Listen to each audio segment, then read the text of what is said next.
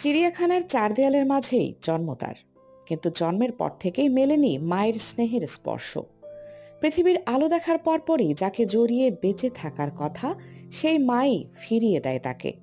আর তাই অসংখ্য বানরের ভিড়েও একা হয়ে পড়ে ছোট্ট এই বানর ছানাটি। খাবার ছিল, চিকিৎসা ছিল, ছিল সব ধরনের যত্ন।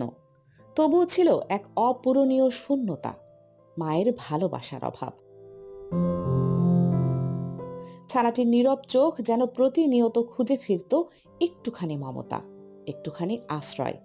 এই নিঃসঙ্গতা দূর করতে চিড়িয়াখানা কর্তৃপক্ষ তার খাঁচায় রেখে দেয় একটি নরম পুতুল।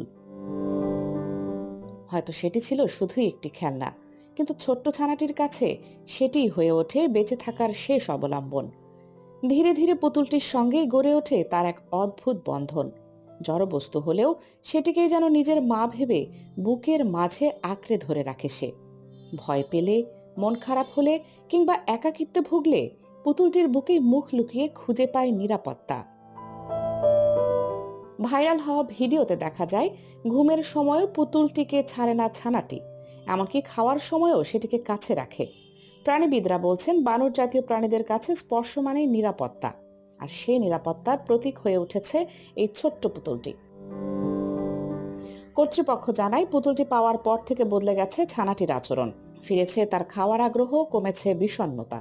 একটি নির্জীব পুতুলই যেন ফিরিয়ে দিয়েছে তার বেঁচে থাকার ইচ্ছা। এই ঘটনায় মনে করিয়ে দেয় ভালোবাসা শুধু মানুষের জন্য নয়, প্রাণীদের কাছেও সমান প্রয়োজনীয়। মায়ের স্পর্শ না পেলেও একটি পুতুলের মাঝে খুঁজে পাওয়া সেই মমতাই আজ বাঁচিয়ে রেখেছে ছোট্ট এই প্রাণীটিকে।